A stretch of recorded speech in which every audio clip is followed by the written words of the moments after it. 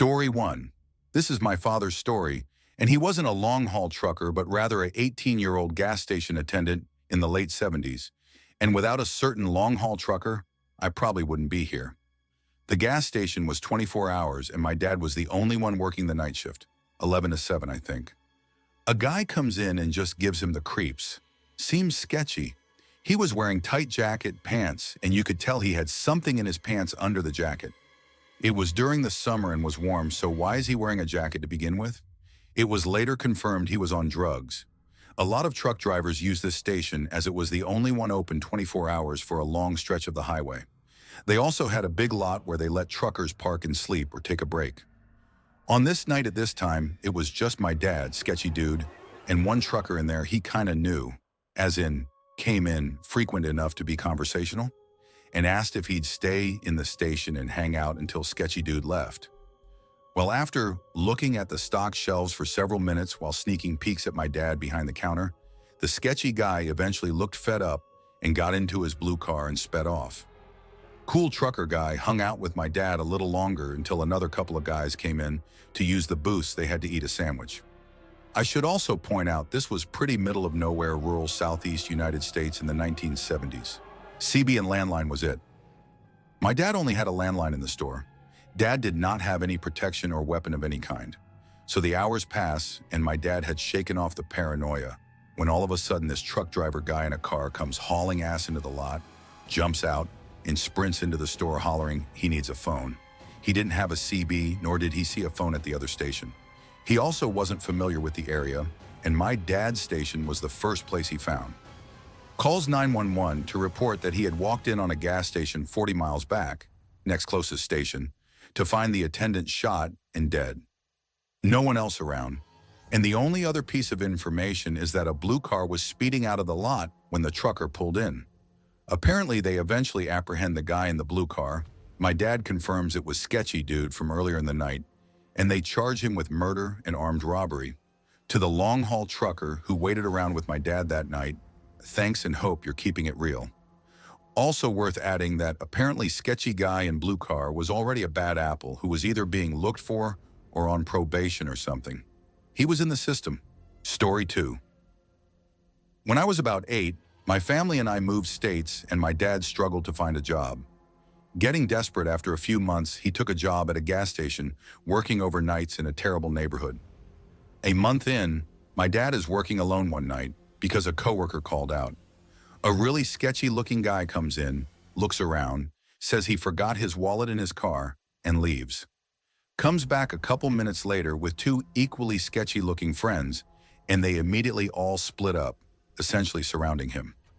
My dad is getting really nervous and the guys are starting to head in his direction when he hears the bell at the door.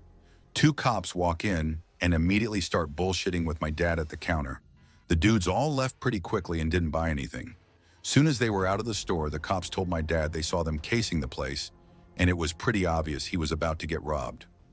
My dad called his boss to get someone else down there with him, and his boss was just an asshole. So he closed the store, dropped his keys in the mailbox, and had the officers walk him to his car. He said it simply wasn't worth potentially getting shot over. The next day, the asshole boss was in the store alone because my dad quit and shitty coworker called out again.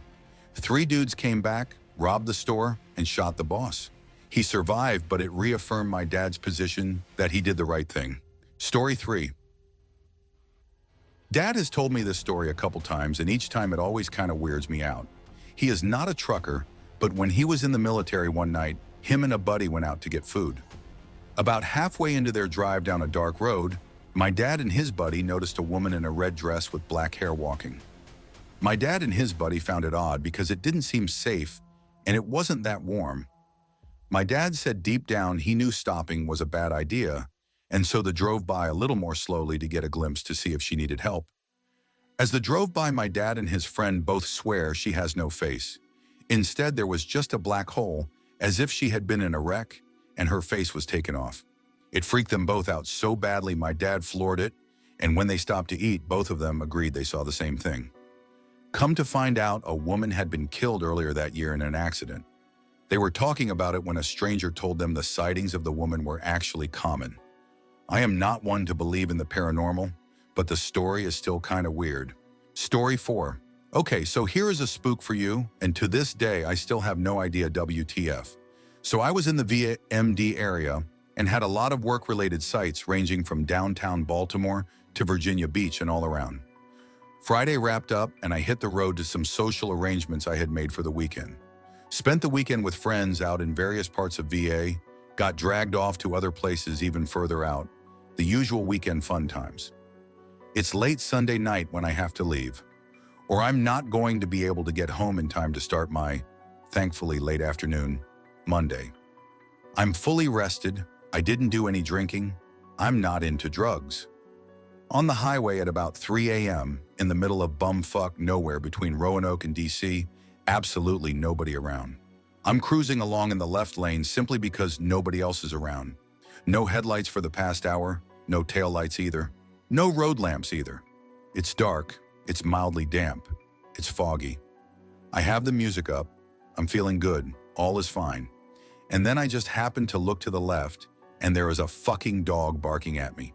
A German Shepherd, in a car passenger seat, somewhat blue glow from the instruments inside the car, and it's got its face to its window, and it's barking its head off at me. I get a good hard look at it too, because at first my brain is not registering, cop car dummy. I'm doing 90 plus in a 75. I promptly have the oh shit moment when the dog, the instruments, the white crown, Vic light bar, all click in my brain after a second hard look. I put my foot on the brakes and start slowing down hard but safe, to pull over. I even put my blinker on to start shifting lanes over to the right to pull over because, wait, there is no shoulder on the left side of this road. I look back to my left, where there is still no shoulder, room for another car, and it's just gone, no trace. I slammed my brakes and stopped in the middle of the fucking highway, flipped on all my light bars and even looked around with my handheld spot. There was nothing. No tail lights, no headlights, no engine sounds, nothing. There are no other tire marks in the damp but mine, and I can see for a nice long distance both ways too. Nothing. My vehicle had great visibility and a lot of extra lighting, off-road SUV with the trimmings. There is no possible way somebody pulled a sneaky, let alone drove that fast on wet sloped grass and rocks on my left side. Story 5, I was probably 20 years old in Vancouver, BC. It was a Sunday and I just met this girl I had a super crush on at a coffee shop. We had a nice visit and I wanted to ask her out, but I chickened out. Anyway, Vancouver is a pretty busy city if you have not been there, but this day it was oddly quiet. I was walking down the street and I was at the light waiting to cross the road. The light changed and the little red hand turned into the "you are safe to cross" guy.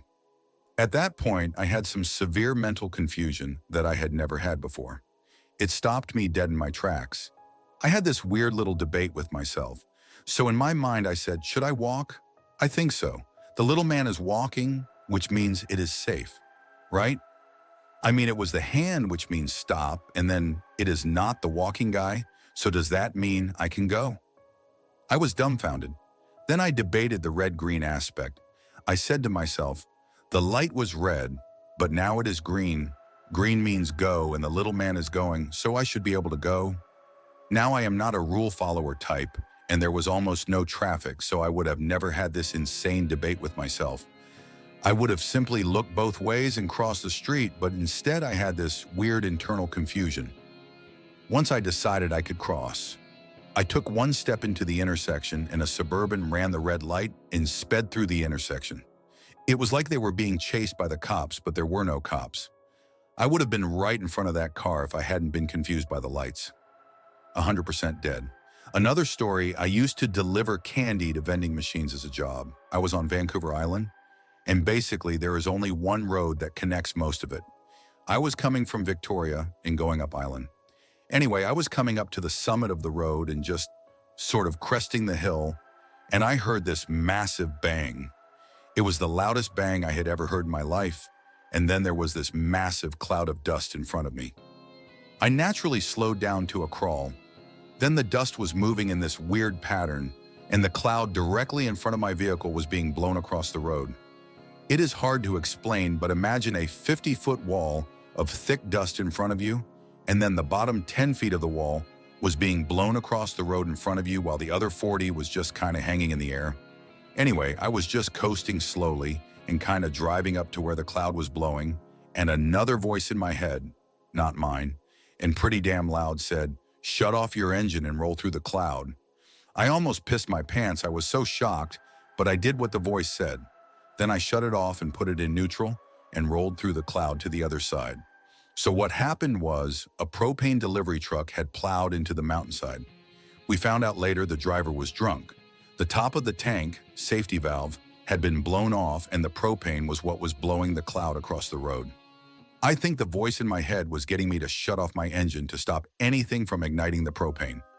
I didn't smell any of that propane stank, but someone told me later that the sulfur scent is added later so that people can tell if there is a gas leak. The whole road was shut down for a day or two after that. Story 6. A good friend of mine told me this story years ago. He is the stereotypical old big bad trucker. I've seen some weird stuff with him while driving in South Texas along the border. He never batted an eye, but while telling me this story, he had goosebumps and a concerned expression, which from this guy is about the equivalent of a trembling lip and shit-stained pants. I'll tell this story in the first person, as he told it to me. Years ago in the late 90s, I was on my way from the house, Central Texas, heading to Laredo to pick up a load. It was early morning, around 4 or 5. I had just come off a string of days at home, so I know I wasn't tired.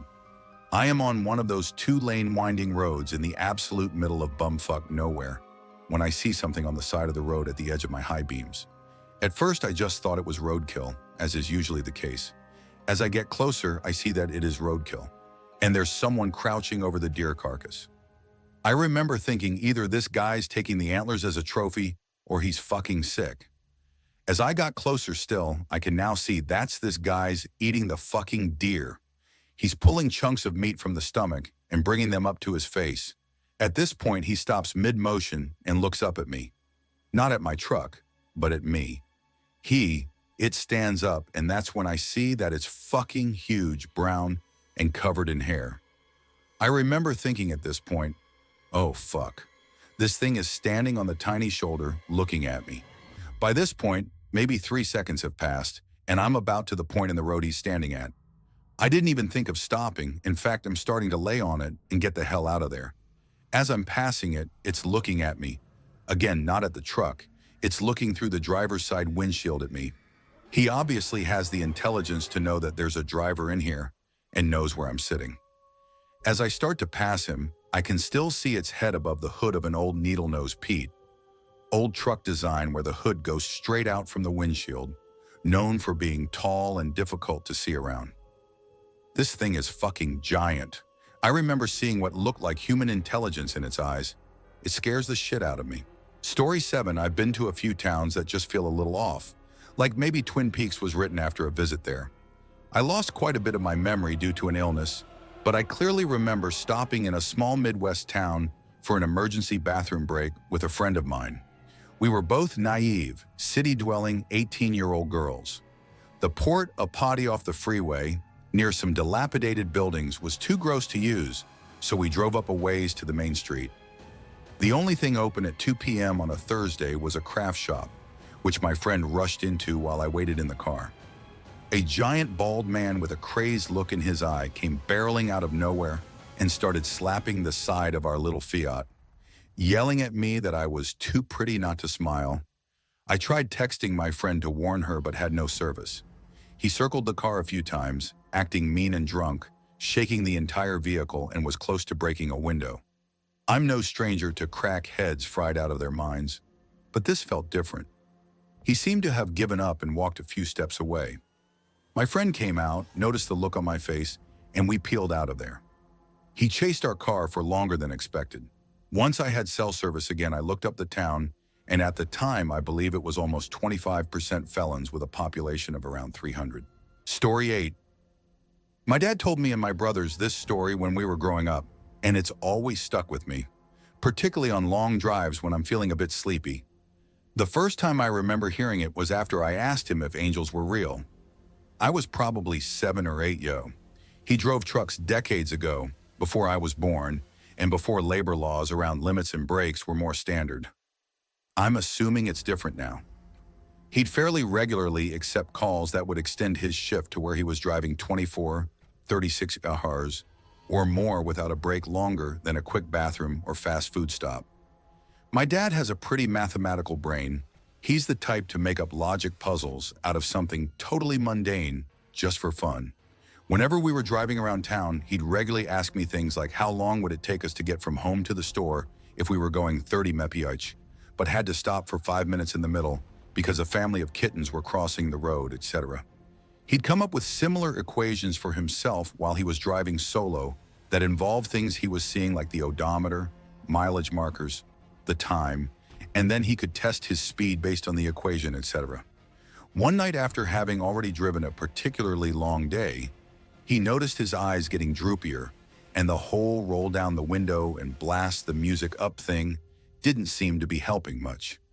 It was a rainy night on a pretty windy mountain road without a shoulder to pull over safely, so he started doing those logic games out loud to keep alert and awake. He was saying something to the effect of, I just passed mile marker 146, so what time will it be when I reach 200 if I'm going 55 and... Then he closed his eyes, took a deep breath, and felt his head do the nod jerk thing, which woke him up with a gasp. He opened his eyes to see he was driving straight towards mile marker 158, which would have sent his whole truck tumbling down a random-ass mountain ravine. He was able to correct the course safely back, but it was a matter of seconds between that reality and certain death. He insists to this day that he slept through 12 miles of windy mountain road going 60+ mph, only to wake up right at the last moment between life and death. The story usually ends with him tearing up saying, I don't know if there's angels, but I know there's something bigger going on in this universe than our human brains have been able to understand yet. If I wouldn't have woken up right when I did, you kids wouldn't be here today, and that's something that feels pretty close to spiritual. Thanks for watching. Don't leave before leaving a like to this video. Also hit the subscribe button to support my work. And as always, have a horrific nightmare, my dear.